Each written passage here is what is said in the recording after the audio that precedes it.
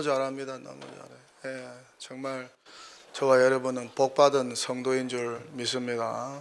어디 가서 이렇게 은혜롭고 영광스러운 찬양 연주를 들을 수 있겠습니까? 너무너무 잘하죠? 너무너무 참 은혜가 됩니다. 우리 찬양대 이름이 뭐죠? 호산나 찬양대. 너무 잘해. 한 번 더 격려의 박수.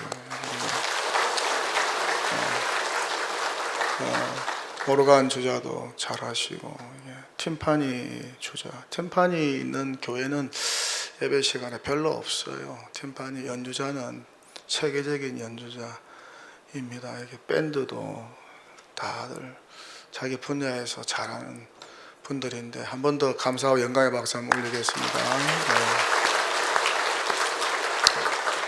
그리고 오늘 찬양 헌금송 하신 솔리스트 너무 잘하지요? 너무너무 참 대단한 분이세요.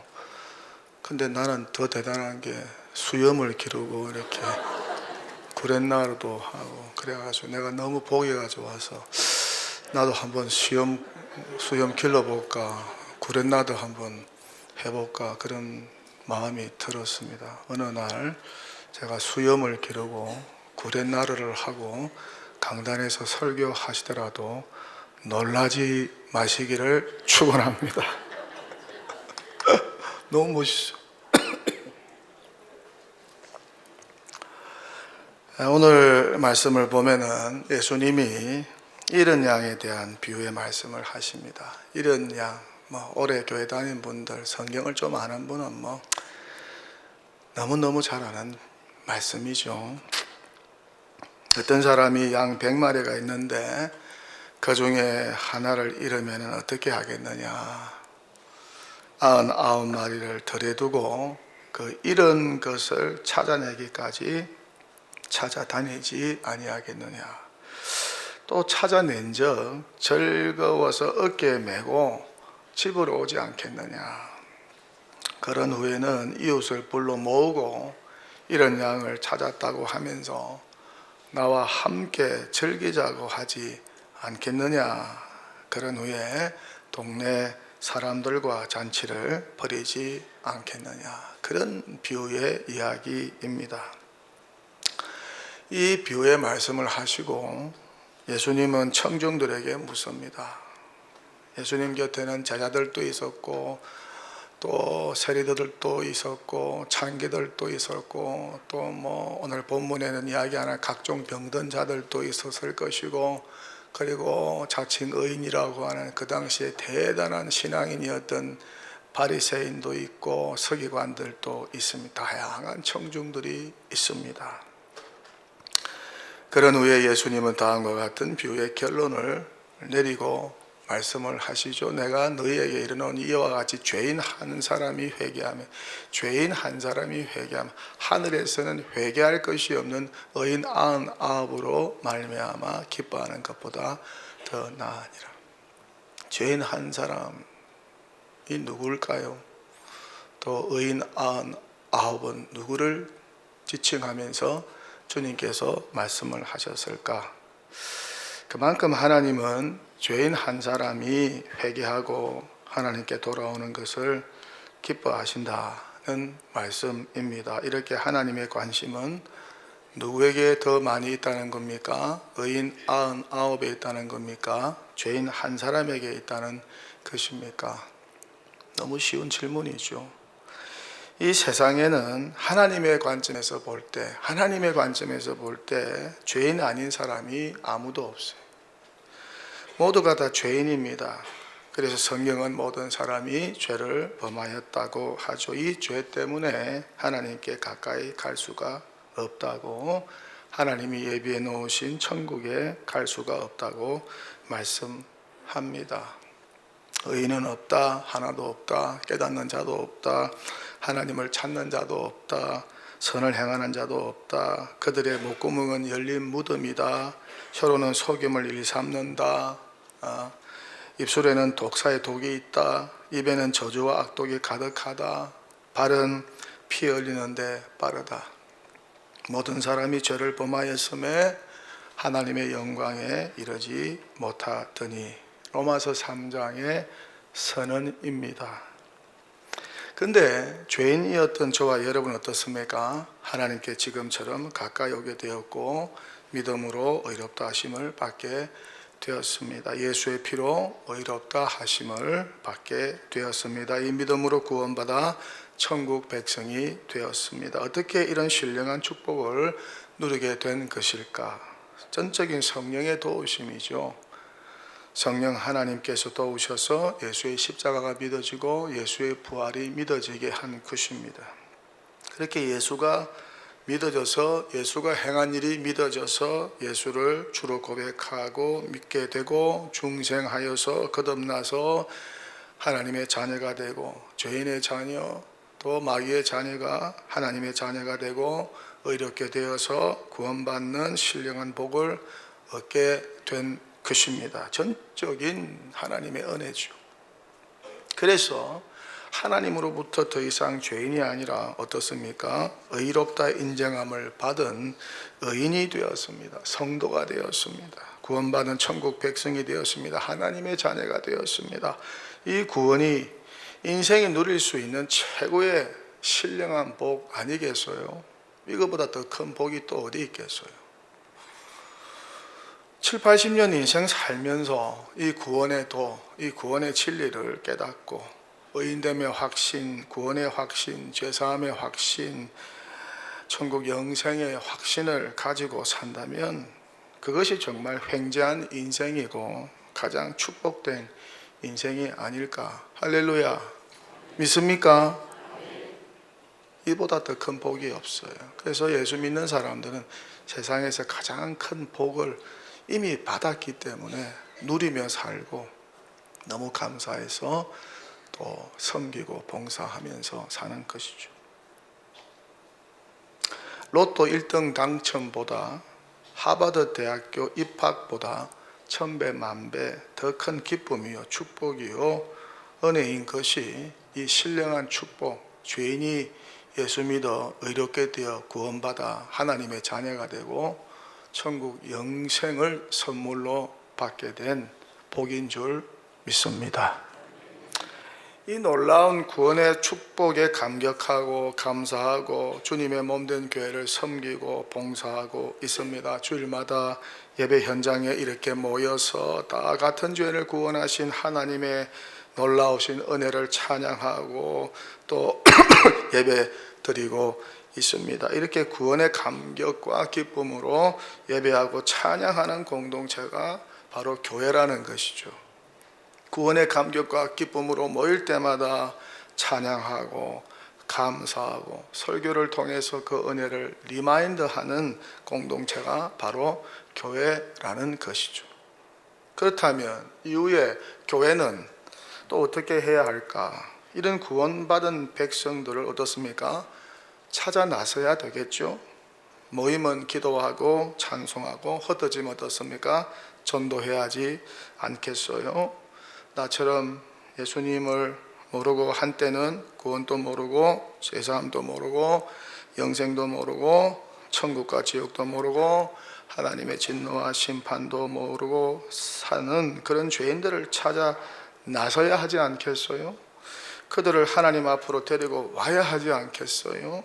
하나님의 집인 교회로 데리고 와야 하지 않겠어요? 그리고 그들에게 예수님을 소개하고 구원의 길을 소개하고 죄인이 의롭게 되는 방법을 가르치고 소개해야 되지 않겠어요? 그렇게 될 때 교회는 교회다워지는 것이고 회개하여 돌아온 이런 양들로 가득 차게 된다는 것이죠. 이 일하라고 어떻습니까? 교회가 세워진 거 아니겠어요? 이 일하라고 어떻습니까? 하나님이 먼저 저와 여러분을 택하여서 구원하신 거 아니겠어요? 이렇게 죄인 한 사람이 회개하여 하나님께 돌아와서 예수 믿고 구원받아 죄사함 받고 의롭게 되어 하나님의 자녀가 되고 천국 영생의 확신, 구원의 확신, 죄사함의 확신, 의인됨의 확신을 가지고 살아가는 것입니다. 이처럼 회개한 죄인이 많아질 때 그 교회는 교회다운 교회가 되는 것이고 구원의 은혜와 감격과 기쁨으로 충만해지는 것이죠. 동도교회가 이런 교회다운 교회가 되어가고 있을까? 어떠세요? 동도교회 형편을 한번 살펴보세요. 이런 교회다운 교회로서의 역할을 지금 잘 감당하고 있다고 생각하세요? 하나님의 이런 양으로 가득 찰 때 참 교회다운 교회가 되는 것이죠. 그렇게 되면 교회가 얼마나 은혜가 넘칠까? 날 구원하신 하나님의 은혜를 기억하면서 찬양하고 감사하고 감격하고 섬기고 봉사하고 하나님께 받은 빚진 은혜를 갚기 위해서 그렇게 섬기고 그렇게 감격하는 이런 양들이 많이 생겨나서 교회 분위기가 완전히 달라지지 않겠어요? 새신자, 새가족이 많아져서 그렇게 되지 않겠어요? 그래서 새신자, 새가족이 많아지면 얼마나 좋을까? 집안에 아이가 출산하면 어떻습니까? 집안 분위기가 확 달라집니다. 그 아기로 인하여서 할머니, 할아버지는 물론 부모도 형제, 일가, 친척도 그 아이를 보는 동네 사람들도 다 좋아하고 기뻐합니다. 분위기가 확 달라져요. 교회도 마찬가지입니다. 하나님께로 돌아와서 회개하고 구원받는 백성, 회개하고 돌아온 이런 양, 새신자가 많아져 보세요.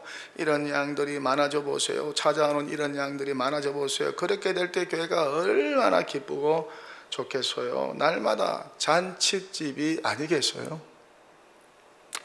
이런 영적 추수의 기쁨과 잔치를 위하여 해마다 전도 집회인 새생명 축제를 하는 것이죠. 한 해의 농사와 같아요. 영혼의 추수가 교회 안에 가득 차야 합니다. 추수물이 가득 차야 해요.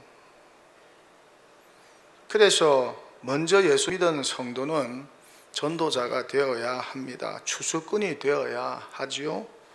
하나님 대신 이런 양을 찾아 나서는 그런 목자와 같은 전도자, 추수꾼이 되어야 한다는 것이죠. 그럴 때 새로 믿는 자의 무리가 많아지는 것 아니겠어요? 그런데 예수님은 어떤 말씀을 하십니까? 추수할 것은 많은데 일꾼이 적다고 탄식하십니다. 추수할 것은 많은데 일꾼이 적다고 탄식하십니다. 그 일꾼을 보내어 달라고 기도하라고 제자들에게 요청을 하고 있습니다. 어떻게 우리 동도교회는 이런 일꾼들이 많은 것 같으세요? 아니면 적은 것 같습니까? 추수할 것은 많은데 일꾼이 적다. 주님의 말씀을 우리 교회에 적용해 볼 때 우리 교회는 어떤 것 같으세요? 가만히 있는다고 해서 새신자가 찾아오지 않습니다. 가만히 있는다고 해서 어린 양이 제 발로 찾아오지 않습니다. 이런 양이 제 발로 찾아오지 않습니다. 열심히 전도하고 태신자를 찾고 품고 오늘 말씀처럼 목자가 이런 양을 찾아 나서는 안타까운 심정으로 그렇게 한 영혼을 구원하기 위해서 애를 쓰고 노력하고 기도하면서 찾아 나설 때 만나게 되는 것이죠. 찾게 되는 것이고 발견하게 되는 것입니다. 왜요? 천국은 침노하는 자의 것이니까. 잘 기억하세요. 천국은 침노하는 자의 것이니까. 침노하는 자가 빼앗아 가게 되어 있습니다. 마태복음 11장 12절에 나오는 말씀입니다. 그렇게 성경은 천국은 침노하는 자의 것이라고 말씀, 침노하는 교회의 것이라고 말씀. 교회가 얼마나 많습니까? 침노하는 자가 영적인 그 추수를 많이 할 수 있다고 말씀하고 있습니다. 예수님은 어떻습니까? 매사의 일을 위하여 구하고 찾고 두드렸습니다. 이 마을 저 마을로 가서 전도하셨습니다. 영혼의 추수를 위해서. 전도도 마찬가지입니다. 영혼 구원도 마찬가지입니다. 매년 태신자를 품는 것도 마찬가지입니다. 침노해야 합니다. 노력해야 합니다. 구하고 찾고 두드려야 합니다. 그럴 때 발견하게 되는 것이고, 그럴 때 이런 양을 찾게 되는 거 아니겠어요? 기도한다고만 되는 것이 아닙니다. 기도한 것 이상으로 노력해야 하고 행동에 옮겨야 합니다. 이럴 때 매사의 모든 일에 침노하는 천국 백성이 되면 얼마나 좋을까? 침노하는 동도교회가 되기를 축원합니다. 이렇게 할 때 이런 양을 찾은 목자의 기쁨을 우리 모두가 누리게 되는 것이죠. 세상에 공짜 없어요. 여러분, 시장에 가보세요. 상인들 보세요. 새벽부터 늦은 시간까지 장사하는데 목이 터져라. 내 물건 사주세요. 내 물건 팔아주세요. 침노하고 있습니다. 세상에 공짜 없어요. 전도도 마찬가지예요. 오늘 보면 바로 뒤에 이런 드라크마를 찾은 여인의 비유가 나옵니다. 어떤 여자가 한 드라크마를 잃어버렸어요. 한 드라크마는 오늘날로 말하면 하루치 일당입니다. 10만 원이나 20만 원 정도 됩니다. 그걸 잃어버려가지고 덩프를 켜고 집으로 썰면서 부지런히 찾습니다. 그러다 찾습니다. 찾으니까 너무 좋아서 동네 사람 초청해서 잔치를 벌입니다.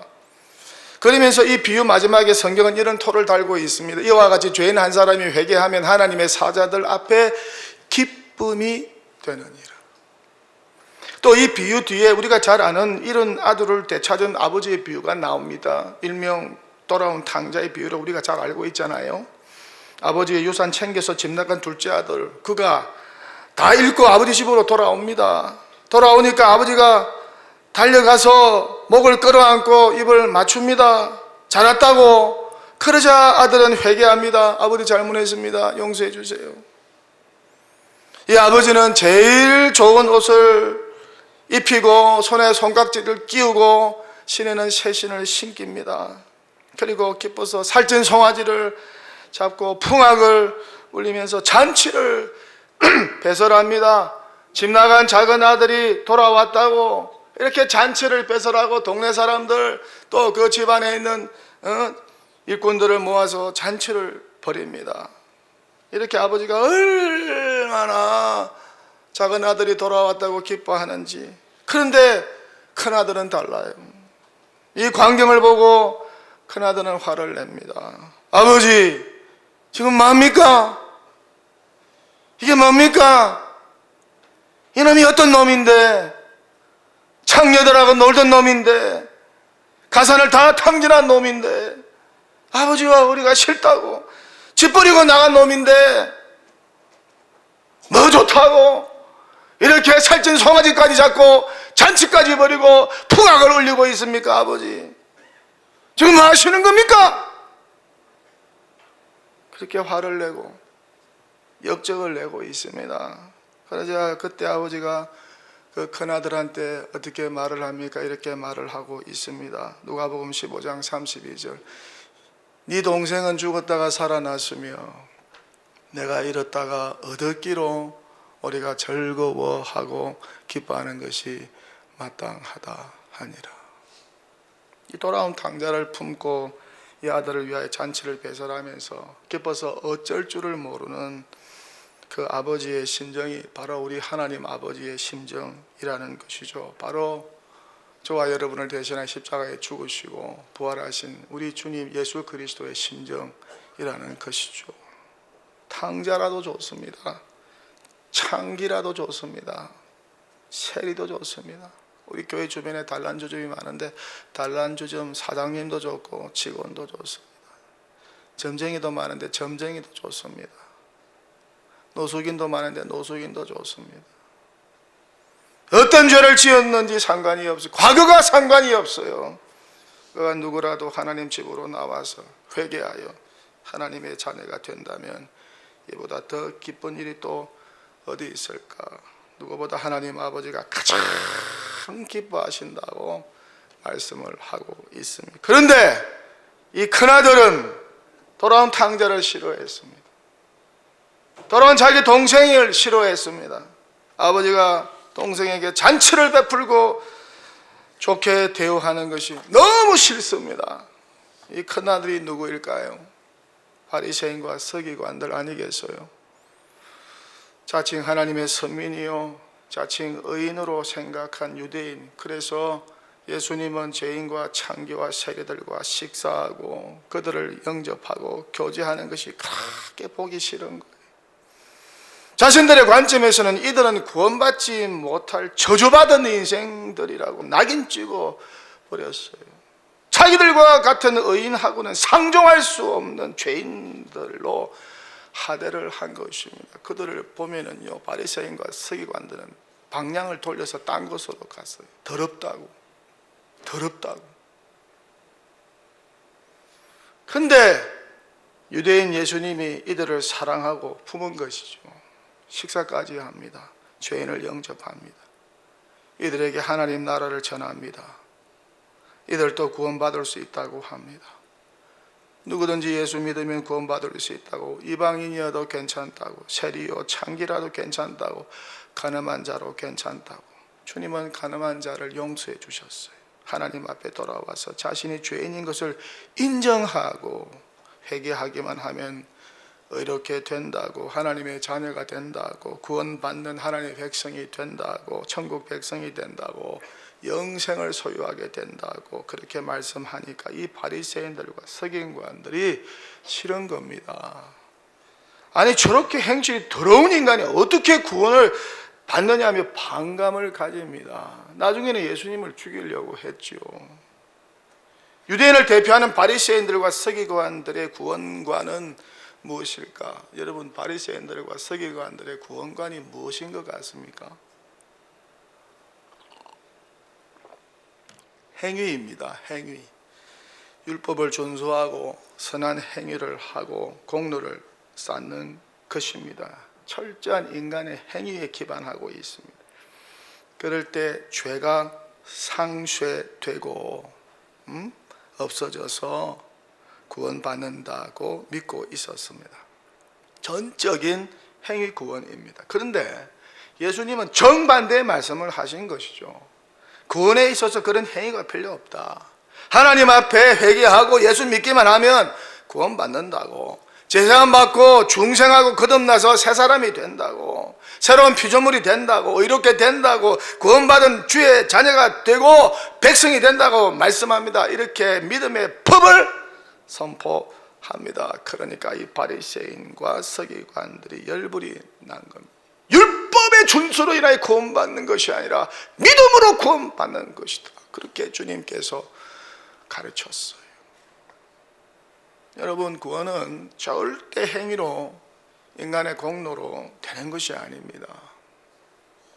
율법 준수로 되는 것이 아닙니다.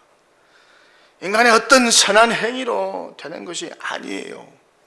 오직 믿음으로, 오직 하나님의 한 의가 되신 예수를 구주로 믿고 영접함으로 구원이 우리에게 찾아오게 되는 줄 믿습니다.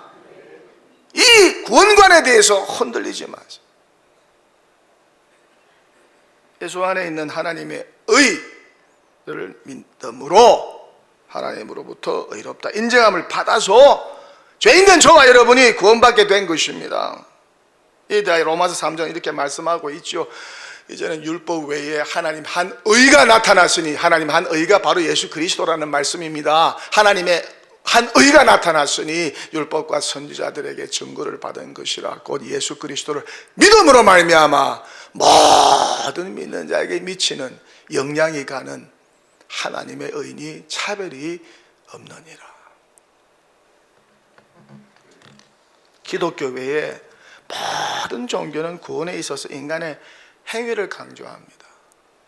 고행을 해야지, 성지순례 다녀와야지, 신비한 성지순례 가서 돌을 만져야지, 신비로운 강물에 가서 몸을 깨끗하게 1년에 한 번은 씻어야지, 공덕과 선행을 쌓아야지, 돈을 많이 내어야지, 무슨 행사할 때마다 더 찬조를 많이 해야지, 기도할 때도 돈을 많이 내야지, 자비를 쌓아야지, 동물을 죽여서 핏값을 치러야지. 그렇게 인간이 무엇인가를 해야 구원에 이른다고 가르쳐요. 모든 종교가 그래요. 속지 마세요. 그렇게 해서 구원이 찾아오지 않습니다. 필립 얀시라는 사람이 있습니다. 크리스천 투데이 시카고 편집장을 만났고 미국에서 유명한 석학입니다. 책을 많이 썼어요. 이 필립 얀시가 이런 말을 합니다. 하나님의 사랑이 값없이 조건 없이 우리를 찾아온다는 개념은 인간의 모든 본성과 상반되는 것 같아. 불교의 고행, 힌두교의 업보, 유대교의 언약, 이슬람교의 법전 모두 인간의 노력으로 인정받는 길을 제시하고 있다. 감히 하나님의 사랑을 무조건적인 것으로 만드는 것은 오직 기독교뿐이다. 오직 믿음으로 구원받아서 천국 영생을 소유하게 된다는 것이죠. 그 영혼이 죽음 후에는 지옥행을 면제받고 천국으로 인도함을 받게 된다고 성경은 말씀합니다. 그래서 마태복음 25장 46절에서 이렇게 말씀하고 있습니다. 그들은 영벌에, 의인들은 영생에 들어가리라. 예수 믿어서 의인된 의인들은 영생에 들어가리라. 영벌은 지옥이고 영생은 천국입니다. 이 놀라운 구원의 진리, 우리의 영혼의 지옥행을 막아주고 하나님의 진노와 심판에서 면제하게 하여서 천국 영생으로 인도하게 만드는 이 복된 소식 유앙겔리온 굿뉴스, 이 예수 복음이 얼마나 귀하고 값지고 소중한지 몰라요. 그걸 좀 이해하고 감격하면서 좀 살았으면 좋겠어요. 어떻게 하여야 구원을 받을 수 있느냐고 사도행전 16장에서 간수가 사도 바울에게 두렵고 떨리는 마음으로 묻습니다. 어떻게 해야 내가 구원을 받을 수 있습니까? 그저 바울이 답을 합니다. 주 예수를 믿어라, 그리하면 너와 내 집이 구원을 받으리라. 사도행전 16장 31절 유명한 말씀입니다.